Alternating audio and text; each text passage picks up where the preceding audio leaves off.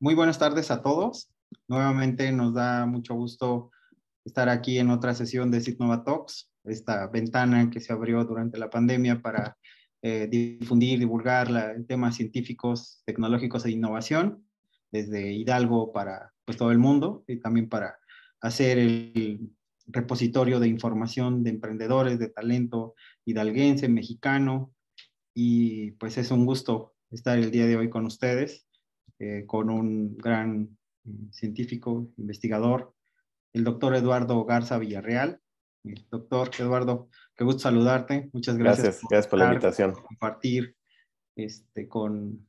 con Hidalgo, con el país y sobre todo que sepan que podemos hacer investigación, que esto se tiene que traducir en ventajas tanto en la generación de conocimiento como en futuros desarrollos científicos y tecnológicos. Y pues va de la mano de este proceso de interacción entre los científicos, entre las personas que divulgan ciencia y también seguramente entre emprendedores, empresarios que nos escuchan y que pueden estar por aquí. Voy a leer una breve reseña, Eduardo, de ti para que te conozcan, que sepan por qué nos acompañas el día de hoy. El doctor Eduardo Garza Villarreal, él es médico cirujano por la Universidad Autónoma de Nuevo León, es regio, y actualmente es doctor en neurociencias también estudió el doctorado en neurociencias por la Universidad de Aarhus en Dinamarca, y asociado del Instituto de Neurobiología de la UNAM, Campus Querétaro, pertenece al Sistema Nacional de Investigadores, es actualmente nivel 2, y nos va a platicar el día de hoy con su charla de investigación, efectos clínicos y cerebrales de la estimulación magnética transcraneal repetitiva en trastorno por uso de cocaína. Muy interesante porque se nos va a mostrar cuál es su línea de investigación, cómo esto se traduce en conocimiento, y nos es placentero que nos acompañes aquí con el ecosistema de Hidalgo. Y pues bienvenido, doctor, qué gusto saludarte. Muchas gracias, Leonel, por la invitación y gracias a ustedes por escucharme. Voy a compartir la pantalla y les voy a platicar de una investigación que hice, ya se publicó hace aproximadamente en 2021. La realicé en el Instituto Nacional de Psiquiatría en su momento. Y bueno, nosotros continuamos el trabajo aquí en Querétaro. Vamos a empezar otro estudio similar.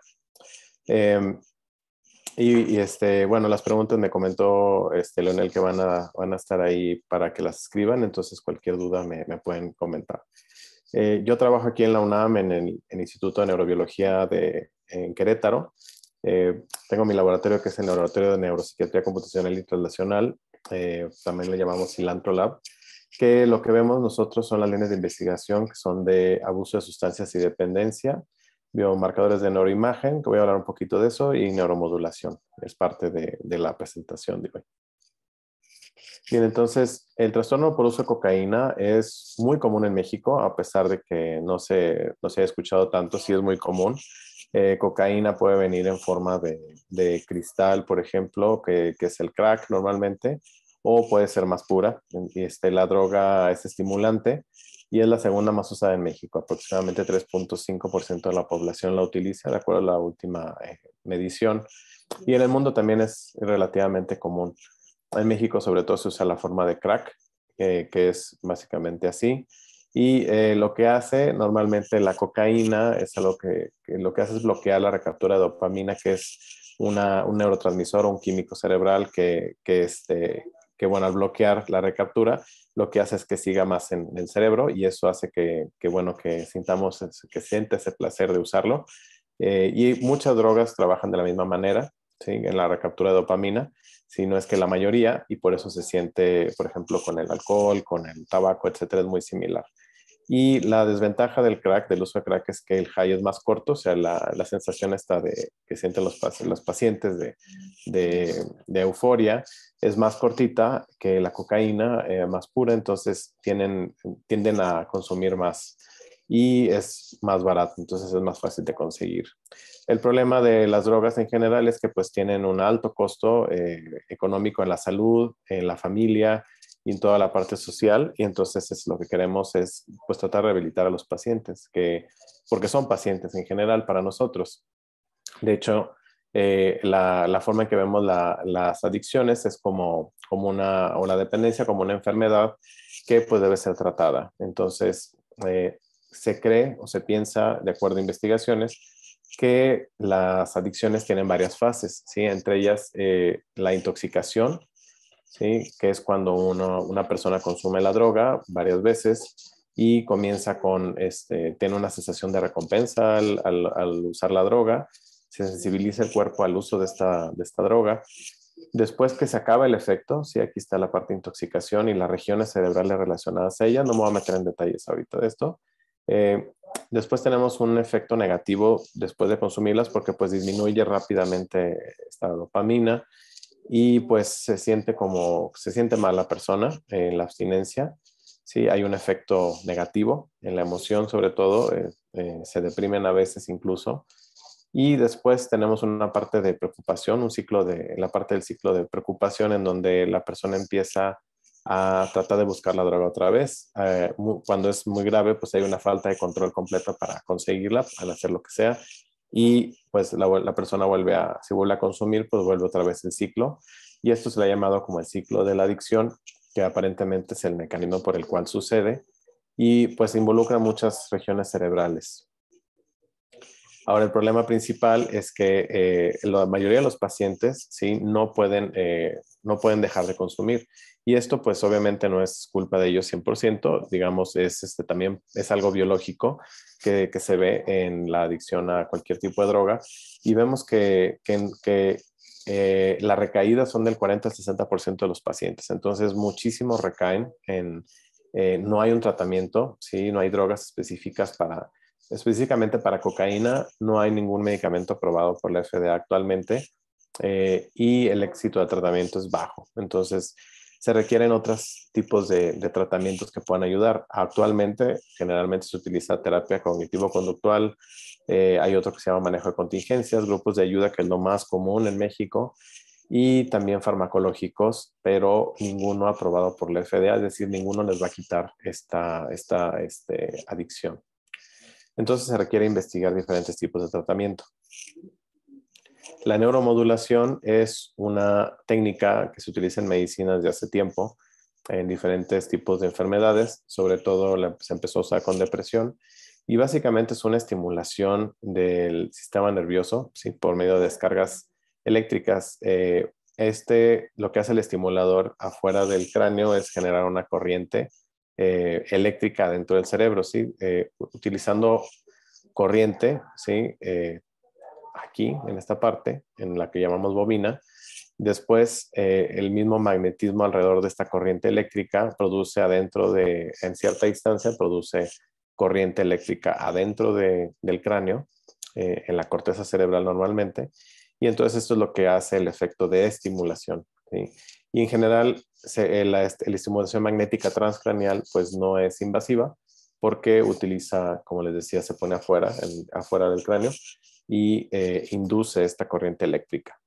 Entonces, no es invasiva. Normalmente, el número de pulsos que se dan por segundo determina si va a haber generalmente una inhibición o el área, por ejemplo, deja de funcionar bien, o lo que hacemos es excitar el área, es decir, hacer que funcione más, dependiendo de cuántos pulsos hay por segundo, ¿sí? Entonces, se cree que lo que hace la estimulación magnética transcranial es generar algo que le llamamos neuroplasticidad o cambios en el cerebro, que lo que hace es mejorar las conexiones entre diferentes regiones en la corteza cerebral y más abajo del cerebro. Y eso hace que los pacientes mejoren, al menos es lo que se ha visto en depresión. Y pues hay otras patologías en las que se utiliza, pero pues siguen experimentación en muchas otras, como vamos a ver, que actualmente está aprobado por la FDA para depresión y en algunos casos de adicción a la nicotina, en este caso a fumar, pero no completamente se utiliza para otro tipo de adicciones. Entonces, apenas se está estudiando para otros tipos de adicciones.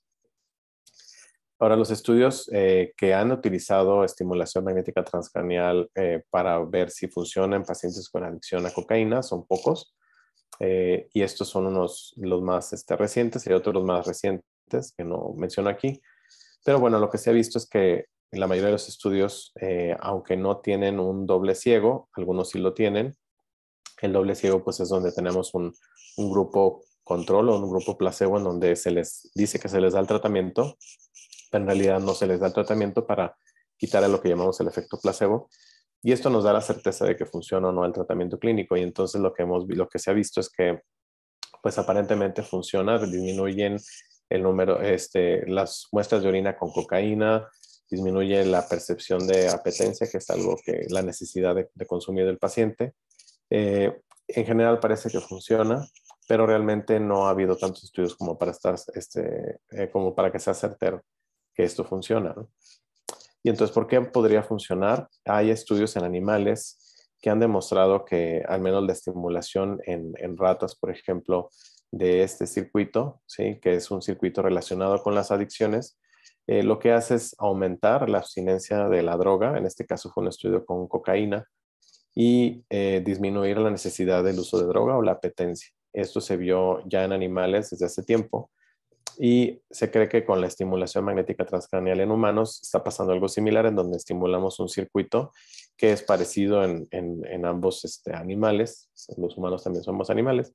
Y es un circuito el cual está relacionado a la adicción y lo que estamos haciendo es tratar de mejorar las conexiones de la parte frontal con las conexiones más profundas, que aparentemente es parte del problema de las adicciones, que se pierde esta conexión, ¿sí? Y lo que estamos haciendo es tratar de mejorar que los sujetos o los pacientes dejen de consumir ellos solos. Sin embargo, no se sabe ciertamente cómo funciona. Entonces, ¿por qué? Porque hay pocos ensayos clínicos que tengan placebo doble ciego. No sabemos si funciona realmente. Y si funciona, no sabemos qué efectos tiene en la función cerebral. No sabemos si estamos mejorando este circuito como habíamos visto. O sea, todavía es una hipótesis. Entonces, nosotros desarrollamos un ensayo clínico en el Instituto Nacional de Psiquiatría que publicamos en 2021 en la revista Biological Psychiatry, en donde hicimos prácticamente, queríamos estudiar los efectos clínicos utilizando un doble ciego en pacientes con adicción a cocaína, agregado a un tratamiento normal que llevan los pacientes en el Instituto Nacional, y ver la función cerebral también cómo cambia. Entonces, estos son algunos de los criterios que utilizamos para los pacientes. Hay más, pero los muestro aquí. Si quieren, después los muestro los demás. Incluimos pacientes de entre 18 y 50 años de edad con trastorno por uso de cocaína con dependencia mayor de 1 año y uso actual, es decir, que fueran consumidores actuales. Excluimos, bueno, algunos problemas neurológicos, cardíacos, metabólicos, historia de depresión, etcétera, algunas otras cosas. Y criterios de eliminación fueron que hayan tenido problemas con la estimulación o que hayan desarrollado psicosis por alguna razón. Medimos muchas variables. Primariamente nos interesaba ver si la estimulación disminuía la apetencia a la cocaína o la necesidad de consumir, utilizando utilizando una escala visual analógica y un test estandarizado y pruebas de orina que se le hicieron a los pacientes cuando venían a revisarse.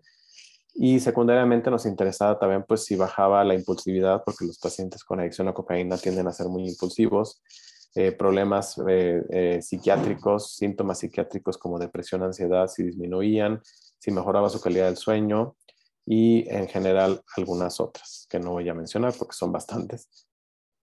Lo que hicimos, además de medir la parte clínica, medimos la función cerebral utilizando algo llamado resonancia magnética.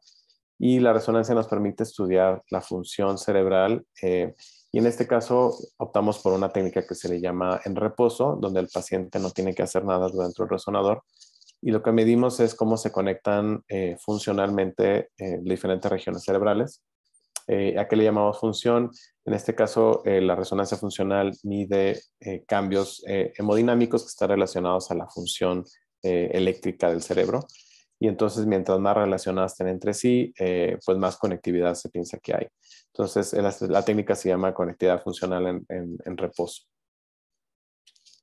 Y parte de la estimulación se hizo con un estimulador MagVenture de doble ciego. Estas son las características, no me voy a meter en detalles, más que la estimulación fue excitatoria, fueron 5 Hz. Y se hizo sobre utilizando el sistema 1020, usando el sistema en algunos pacientes, uno que se llama BIM-F3, que bueno, son detalles para los que sepan de estimulación.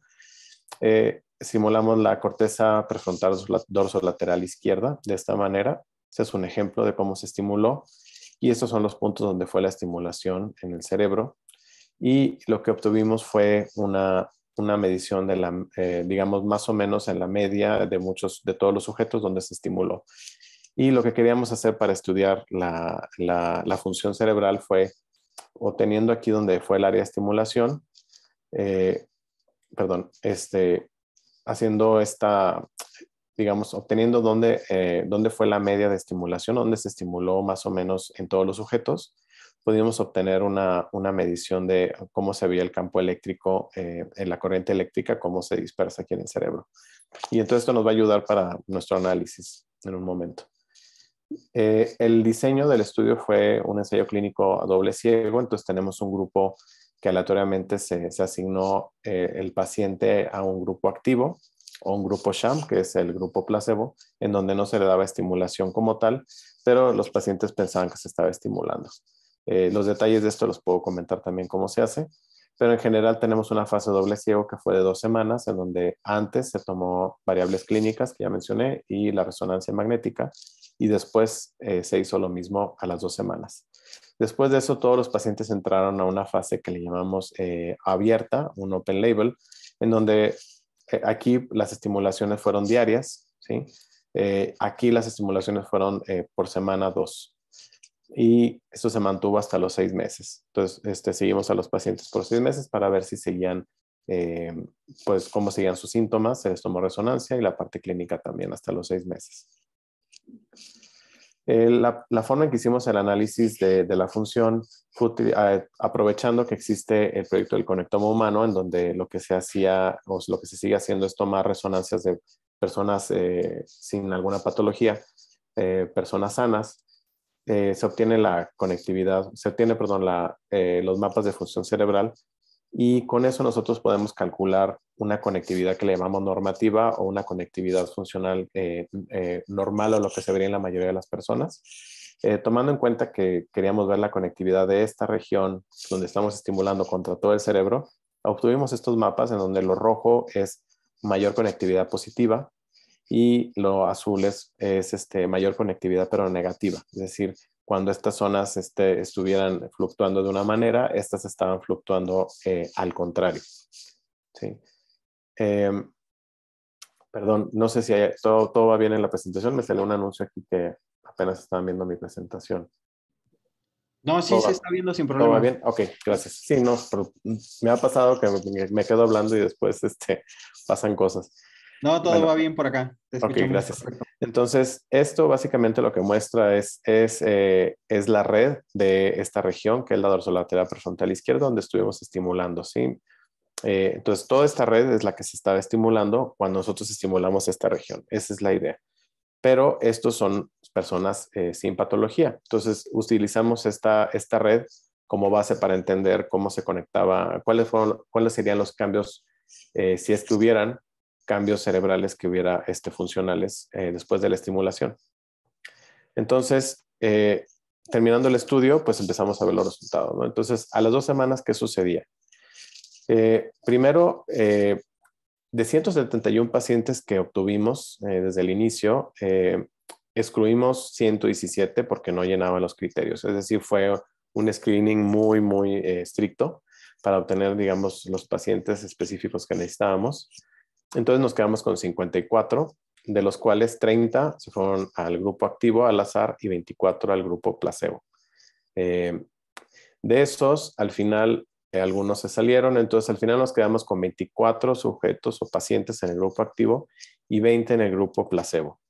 A los 3 meses se fueron más pacientes y a los 6 meses nos quedamos con solamente 10 en este grupo y en este otro grupo de 5. ¿Por qué se van los pacientes? Es muy común, sobre todo en estudios de adicciones, es común que se vayan los pacientes por múltiples razones. Tenemos las razones, pero en general este es un tipo de la estimulación es un tipo de tratamiento que los pacientes tienen que ir a tomarlo y es difícil a veces que vayan y bueno, tienen muchísimas razones por las cuales dejan. pero tenemos bastantes pacientes que se fueron. Al final nos quedamos con 24 y 20. Entonces, a las 2 semanas, lo que vimos, si se enfocan más bien, estos son básicamente es para mostrar todos los datos individuales. Azules son los del grupo activo o la estimulación real y lo rojo es la estimulación placebo. Si vemos aquí estas líneas, podemos ver que hubo una disminución significativa de la apetencia, el craving que le llaman en inglés, la apetencia a la droga, en este caso a la cocaína, que fue más significativa en los pacientes que sí recibieron la estimulación que en los que no recibieron la estimulación. De hecho, aquí no hubo cambio, al menos en la media. Y esto también pasó con la impulsividad. La impulsividad también disminuyó significativamente en los pacientes que tomaron la estimulación real contra los que estaban en placebo. Entonces hubo un efecto real al menos en el autorreporte de apetencia y de impulsividad. Sin embargo, las pruebas de orina no tuvieron cambio, es decir, los pacientes siguieron consumiendo de la misma manera que antes. O sea, si antes salían positivos, van a salir positivos estos días. Sin embargo, ellos percibían que tenían menos necesidad de consumir y la impulsividad, pues que eran menos impulsivos. Curiosamente, y en estos estudios de doble ciego lo que nos sirve es para ver que no hay un efecto placebo, los síntomas de ansiedad, depresión y de problemas de sueño disminuyeron de forma similar en ambos grupos. Es decir, la estimulación no fue lo que ayudó, ¿sí?, a que disminuyeran los síntomas depresivos o de ansiedad. Sin embargo, todos tuvieron una mejoría clínica de esto, ¿no? Y esto se puede también ver probablemente sea porque este es un tratamiento añadido, no es el tratamiento completo. También tenían otros tipos de tratamiento que ya había mencionado, farmacológicos y de otro tipo de terapia de grupo que nosotros veíamos en el Instituto de Psiquiatría. Entonces, pues todos disminuyeron de la misma manera sus síntomas. O sea, mejoraron a pesar de que no fuera por la estimulación, simplemente por el tratamiento. En cuanto a la conectividad cerebral, ¿qué pasó? Lo que vimos fue que la conectividad entre la región que habíamos estimulado, que era por aquí, la dorsolateral prefrontal, y esta que se llama ventromedial prefrontal, aumentó significativamente. Aquí vemos el azul cómo aumenta después de 2 semanas de estimulación. ¿Sí? Y este efecto se relacionó a la disminución de la impulsividad sobre todo. Igual encontramos que también esta región se conecta con esta región que es el giro angular, que está relacionado generalmente a una red que se llama red de modo basal, que bueno, es una red que está muy relacionada a la parte autobiográfica, o sea, cuando nosotros estamos pensando en nosotros, en el futuro, etcétera. Y pues esta red aumentó también de conectividad con la ventromedial prefrontal significativamente después del tratamiento, no así los sujetos que no recibieron la estimulación, que estuvieron en el grupo placebo. Esto es un hallazgo que no sabemos exactamente qué significa, pero parece que sí está mejorando, parece que sí la estimulación mejora la conectividad, ¿sí?, de esta red. Sin embargo, no estamos viendo las regiones que se ven en el que mostré al principio, más que le llamamos subcorticales, relacionadas a la adicción, sino estamos viendo que es prácticamente esta área prefrontal y esta área que se llama parietal, que bueno, son resultados interesantes y entonces no sabemos exactamente qué significa todavía, pero está relacionado a la mejoría clínica. Ahora, ¿qué pasó a los 6 meses? A los 6 meses, los voy a guiar por aquí por la presentación, hubo una disminución de la apetencia, ¿sí?, hasta los 3 meses. Pero a los 6 meses la apetencia volvió a aumentar. Es decir, sí hubo un decremento muy bueno de la apetencia y de la impulsividad, pero vemos que a los 6 meses se hace como una U, ¿sí? ¿Qué quiere decir? Que muchos sujetos volvieron a sentir necesidad de consumir. Y esto puede ser, se pensaba que la estimulación, o se piensa que la estimulación cambia conexiones cerebrales de forma definitiva, pero al menos aquí creemos que no es así definitivo y que probablemente entonces la estimulación no sea tan permanente como pensamos, ¿no? Y que quizá pues haya que hacer más cosas, ¿no? Igual la ansiedad, igual la depresión es así, no volvió tanto, podemos ver que quedó muy abajo. Síntomas de ansiedad como que querían volver un poquito De sueño no hubo mucho cambio a los 6 meses, pero sí lo importante aquí es la apetencia, pues sí le regresó. Entonces, pues no clínicamente, pues el problema siempre es la apetencia, que se mantenga baja, porque si no van a volver a consumir. ¿Qué pasó con qué tanto utilizaban cocaína durante estos 6 meses?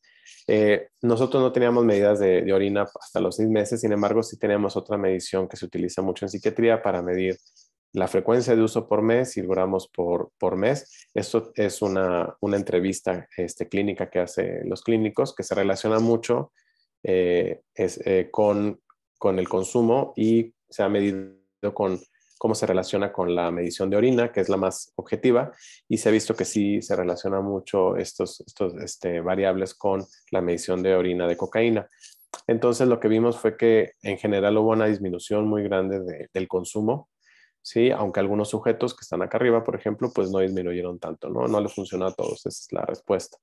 Aquí también vemos una disminución del consumo en general a los 6 meses.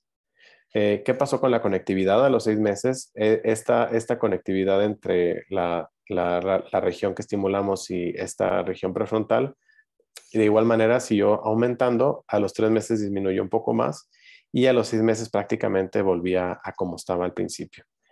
De igual manera, esta otra conectividad parecía que iba a bajar, pero se mantuvo un poquito arriba de cómo empezó, ¿sí? Entonces, esta sí se mantuvo más, que quizás sea la que tenga más relación con los cambios clínicos, pero esta se parece mucho al regreso de la apetencia, que es como una curvita así.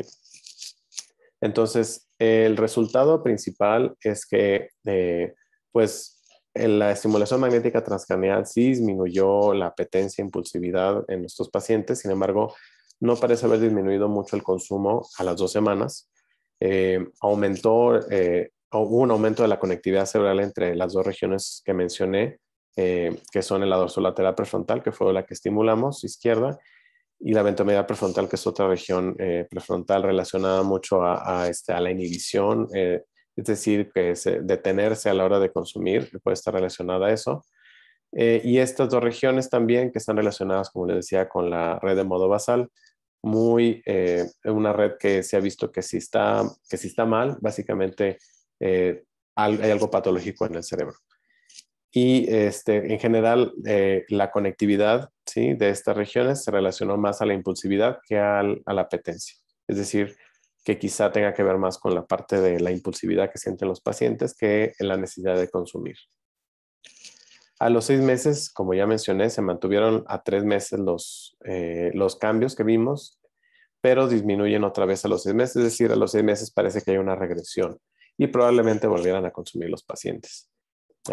Sin embargo, sí existe una disminución del consumo a los 6 meses, importante, como para tomarse en cuenta. Lo bueno de este tratamiento fue que tuvimos una excelente tolerancia, es decir, no hubo efectos secundarios, los máximos fueron un dolor de cabeza leve. Entonces, en general, los pacientes podían mantener el tratamiento por mucho tiempo sin problemas. Y bueno, la conclusión del estudio en general es que la estimulación parece ser un buen coadyuvante para la adicción a cocaína que debería estudiarse más a fondo para aprobarse en un futuro.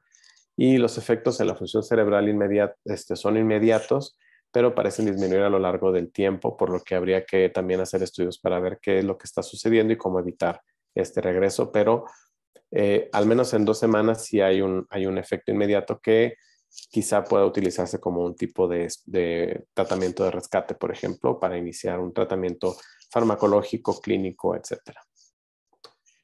¿Qué sigue en el futuro no muy lejano? Bueno, falta mejorar, ver qué frecuencias funcionan mejor. Nosotros usamos 5 Hz, que es una frecuencia, pero se utilizan muchas diferentes frecuencias. La más común es 10 Hz, que bueno, es la que más se utiliza. Y estudios en animales para ver también estos efectos, se pueden replicar o no. Nosotros ya hemos empezado estudios en ratas aquí, pero con alcohol, y actualmente estamos trabajando en un estudio de estimulación, pero con pacientes con alcoholismo.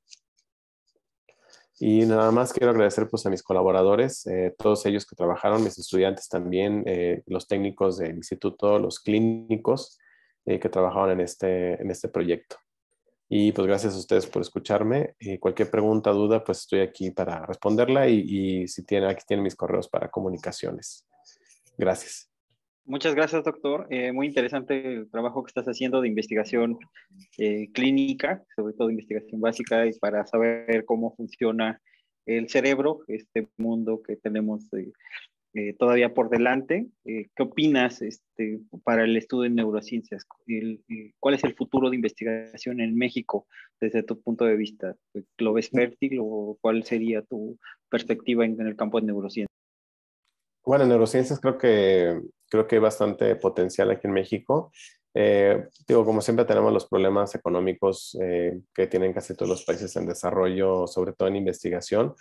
Tiene que haber un aumento de lo que se gasta en investigación para que no solamente se pueda hacer investigación, sino que además los alumnos que están estudiando neurociencias puedan obtener plazas y poder trabajar aquí en México, porque muchas veces pues tenemos fuga de cerebros, ¿no? Es muy común. Entonces, yo creo que la neurociencia en México es muy buena calidad.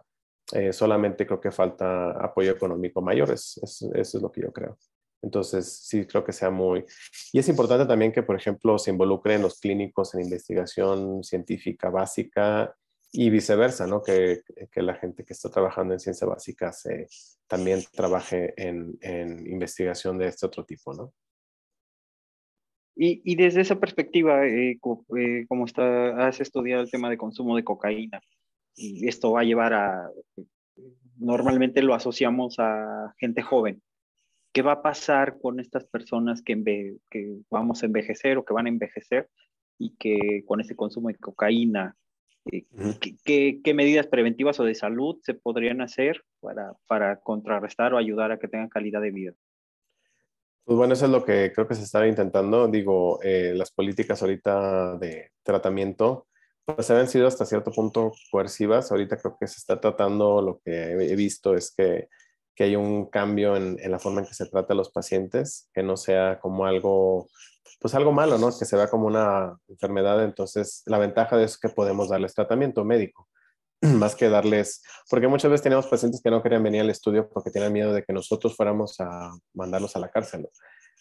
Cuando pues lo que queríamos era probar un tratamiento. Entonces sí creo que hace falta mucho trabajo de eso, de normalizar el hecho de que, bueno, hay gente que es adicta, no son todos, hay gente que es adicta al tabaco, no se ve mal porque pues es aceptado legalmente, pero también estos pacientes en un futuro pues van a tener muchos problemas. Si siguen consumiendo, van a tener muchos problemas de salud, no solamente problemas del trabajo, problemas económicos, problemas con la familia, porque afecta a toda la familia obviamente, pues van a tener muchos problemas también de salud, porque la cocaína no nada más afecta el cerebro, ¿no? Entonces, de corazón y pues, una calidad de vida baja en general con todas las drogas, ¿no? Pero hay otras, unas peores que otras. Entonces sí, creo que es importante que se haga algo integral, o sea, que digamos los psiquiatras, que son generalmente los que están encargados, pero también los psicólogos, pues puedan tratar a los pacientes de manera integral, o sea con sus medicamentos, aunque no estén aprobados algunos, que se puedan utilizar para disminuir los síntomas. Si la estimulación vemos que funciona, pues también que se incluya como parte de, al menos de una etapa, y que se vea que los pacientes ya más viejos, a pesar de, porque se ha visto que incluso hay una hipótesis sobre el envejecimiento temprano en estos pacientes que consumen cualquier tipo de droga. Entonces, eso pues obviamente va a mermar en la calidad de vida y van a ser pacientes que en un futuro van a necesitar más asistencia, ¿no? Social y de la familia. Entonces, pues creo que se tiene que ver como una manera integral y que se quiten estigmas para que pueda tratarse la gente, ¿no? Y desde el punto de vista humano, este tratamiento de la adicción, donde se vuelve integrador el tratamiento, y qué bueno que estás haciendo este trabajo. Tenemos aquí algunas preguntas y también gente del público que están estudiando, por ejemplo, terapia física Sí. y medicina. ¿Qué podría sugerir o hacia dónde podrían investigar para crear este campo de neurociencia o en el tema de adicciones? Porque hablamos ahorita, hablaste de cocaína porque es tu campo, pero hay más sustancias que están al alcance de todos. Uh -huh. ¿Qué pod- ¿Cuál era la pregunta? Perdón, es que... ¿Qué podría sugerir a estos alumnos o a estos investigadores Ujú. que están aquí escuchándonos de ¿Qué quieren hacia qué hacer? campos Ajá. podrían investigar? Bueno, en general, en México hay investigación en adicciones. Hay poca, realmente. Somos pocos los que hacemos esto, pero sí, el campo generalmente depende de lo que uno quiera hacer. Los médicos se pueden ir al área de psiquiatría y hacer si mal no recuerdo, la subespecialidad en adicciones en algunos institutos. Eh, También los psicólogos pueden, o las psicólogas pueden tratar de enfocarse en adicciones, por ejemplo. En cuanto a investigación, aquí en el Instituto de Neurobiología, pues mi laboratorio hace investigación en adicciones. Hay otra investigadora, Isabel Miranda, que también hace, Wendy Portillo también. Esto es generalmente en animales, en humanos. Aquí es el que me dedico más a humanos soy yo. Eh, pero además de aquí, pues está en la Universidad de Guadalajara, tengo entendido también hay investigadores ahí, Sinvestab, la doctora Silvia Cruz, o sea, hay muchos.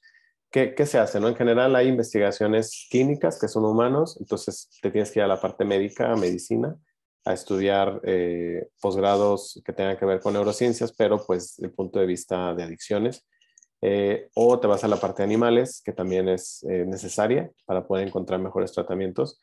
Y ahí sí también hay otras opciones diferentes, ¿no? Entonces más bien es buscar quién publican en esta área, quién está en qué laboratorios, y si te interesan humanos, pues irte más digo, a la parte médica, irte con los especialistas o neurólogos, o es más en psiquiatría generalmente. Si te interesa la parte de comportamiento humano, pues entonces psicología con quienes se dedican a eso. Y si es como en animales, células, etcétera, pues te tienes que ir a la parte de neurobiología, neurociencias, que es lo que más se tendría que hacer. Yo, por ejemplo, pues recomiendo hacer la maestría y después un doctorado a quienes quieren dedicarse a investigación. Creo que es lo más completo para poder ejercer en esta área. Si yo soy estudiante para estudiar neurociencias aquí en México, ¿cuáles serían los pasos a seguir o qué instituciones podría yo buscar? Híjole, pues hay varias opciones. Digo, como auto promoción, pues aquí en el Instituto de Neurobiología está la maestría en neurobiología, que bueno, tiene beca de CONACYT y es competitivo a nivel internacional y se entran, hay como un corte de estudiantes y todo, está un poco difícil entrar, pero sí se puede. Y aquí pues, pueden estudiar adicciones en la parte de neurobiología y pues se pueden estudiar muchas cosas. Esto sobre todo en animales. ¿Dónde más hay? En la UNAM conozco, en la Universidad de Guadalajara también tienen su área de neurociencias. Ahí pueden estudiar también la maestría. Esto hablando puramente de animales, en el Sinvestab, en el Politécnico, también no sé si alguien de adicciones en la UAM, pero bueno, también la UAM está. En las demás regiones de México conozco poco, ciertamente. Yo sé que somos pocos los que hacemos esto, entonces yo conozco nada más ahorita en Guadalajara, pero podrían ver dónde hay maestrías en neurobiología, neurociencias. También son pocos los lugares en México donde hay, pero pues sí hay más opciones que aquí. En cuanto a los médicos, por ejemplo, podrían hacer maestría primero y luego irse a la especialidad. Conozco varios aquí que lo han hecho. Se vienen a la maestría en neurobiología, luego se van a la especialidad médica, o al revés, aunque es más difícil, hacer primero la especialidad y luego irse a una maestría o doctorado. En la UNAM tienen el doctorado en ciencias médicas, que es para especialistas. O sea, hay un estudiante que esté haciendo la especialidad, puede hacer también la maestría o doctorado en ciencias médicas, que bueno, son más enfocado a investigación, pero más clínica, ¿no? En Muy bien, doctor. psicología también hay, perdón, en psicología también está el doctorado en psicología también. Doctor, si puedes poner nuevamente tus datos de contacto para Sí, los claro. estudiantes de maestría y licenciatura o de cualquier otra área que están interesados en contactarte o en hacer trabajos en conjunto. Creo que el área de neurociencias pues es un campo muy fértil en el cual se pueden todavía trabajar Sí, de la claro. mano y en este caso la vinculación. Hidalgo está muy cerca de Querétaro, de la Ciudad de México, entonces creo que se podrían varios de aquí de los presentes pues podrían participar con ustedes o en un futuro Sí, seguir claro. estudiando en este proceso. Sí, hay aquí, bueno, tenemos incluso estancias. Aquí también está la ENES, que tiene la licenciatura en neurociencias, que es una licenciatura especializada en neurociencias. Ahí puede haber estancias, puede haber intercambios, hay muchas cosas que pueden hacer. Aquí con nosotros está, como decía, la maestría en neurobiología, pero también está el doctorado en ciencias biomédicas de la UNAM, el doctorado en psicología. Yo aquí tengo trabajando conmigo estudiantes de biología, de química, médicos, y también se aceptan, hay gente que tiene ingenieros, o sea, hay de todo un poquito que quieran hacer neurociencias. Ahí tengo ahorita una estudiante que era filósofa y ahorita está haciendo la maestría en neurobiología. O sea, en general, bueno, al menos yo no estoy peleado con ningún área, creo que todas pueden enriquecer la parte de neurociencias y más bien es como que quieran hacer los estudiantes, ¿no? Perfecto, doctor. Creo que se han acabado las preguntas, que por ahí nos llegaron y que también me pasaron por acá. Yo te agradezco mucho también la atención de poder participar con nosotros y que en este Citnova Talks y que esta área de neurociencias pues también tenga un terreno fértil en otros investigadores, en otros emprendedores, en otros alumnos que quieran estudiar estos campos y creo que vamos de la mano trabajando. No, pues gracias a ustedes por la invitación y creo que me fui un poquito rápido por la prisa No, no, de no no, quedarme a sin tiempo, problema. pero espero cualquier pregunta me la pueden hacer por correo sin problema. Al contrario, nuevamente reitero, vamos a colocar esta charla en el canal de YouTube de Citnova, también se queda en Facebook en la transmisión y para todos ustedes que nos han acompañado, agradecemos el tiempo y el espacio de las diferentes instituciones de Hidalgo y doctor, te agradezco mucho la atención y que este campo del cerebro y de cómo interactuamos con estas sustancias pues tenga un efecto positivo para la sociedad mexicana. No, gracias a ustedes por la invitación. Un gusto. Muchas gracias, doctor, y nuevamente a todos reiterarles nuestra invitación para la próxima sesión de Citnova Talks la próxima semana, y también pues corroborando y agradeciendo el trabajo que han hecho el equipo de Citnova a través de cámaras que no se ve, pero que todos, de las diferentes áreas que tenemos, que Citnova Talks ha sido una gran ventana de comunicación y divulgación de la ciencia, y a todos ellos y a todos los participantes, muchas gracias y hasta pronto. Doctor, saludarte. Hasta luego, gracias.